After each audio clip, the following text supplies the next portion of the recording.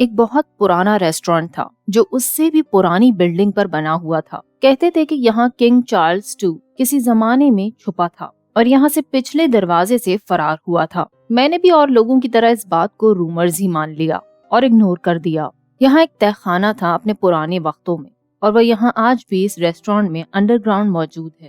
میں اس جگہ کی کھوج میں جانا چاہتا تھا، لیکن کافی خوفزدہ تھا، اور پھر لوگوں نے اس بارے میں باتیں کرنا شروع کر دی جو مجھے اور بھی کیوریس کرنے لگی۔ خیر، میں اپنی یونیورسٹی کی چھٹیوں میں گرمیوں میں کام کر رہا تھا اسی ریسٹورینٹ میں، اور تبھی میرے ساتھ کچھ عجیب واقعات ہونا شروع ہو گئے۔ ایک شدید گرمی کے دن میں منی بار میں ڈرنکس اور گلاسز ری اسٹاک کر رہا تھا۔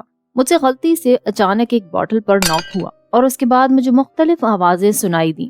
وہ آوازیں جیسے کوئی بوتل رول کرتی ہوئی گئی اور ٹوٹ گئی۔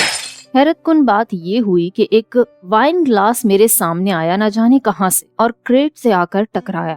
مجھے لگا مجھ سے غلطی ہو گئی، کہیں کوئی بکھیڑا نہ پھر جائے، کچھ نقصان نہ ہو جائے۔ تو میں نے جلدی سے بار کے نیچے دیکھا کہ سب ٹھیک تو ہے، تو وہاں سب ایک دم صحیح تھا۔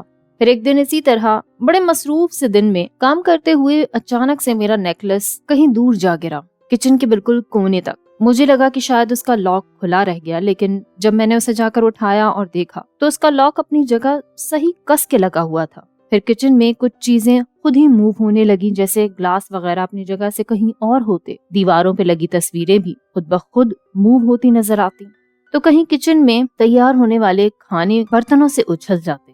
وہاں رہنے والے سبھی لوگ اس بات کے عادی ہو چکے تھے۔ مجھے تب میرے کو ورکر نے بتایا کہ اوپر والے بار میں ایک سپاہی کا بھوت رہتا ہے، لیکن اب تک میں نے اسے نہیں دیکھا تھا۔ خیر، بہت کچھ ایسی چھوٹی موٹی چیزیں اب میرے سامنے ہوتی رہتی تھی جو کافی ڈراونی تھی، مگر جب میں واپس کرسمس کی چھٹیوں کے بعد آیا تو یہ سب رک گیا تھا، اور یہ بہت عجیب تھا۔ لیکن میں اب بھی خوفزدہ رہتا ہوں۔ شاید وہ بہت برا نہیں ہو، لیکن ایک بات تو پکی ہے کہ میں نے ایسی چیزیں اپنی لائف میں کبھی ایکسپیرینس نہیں کی تھی جو میں نے یہاں ایکسپیرینس کی۔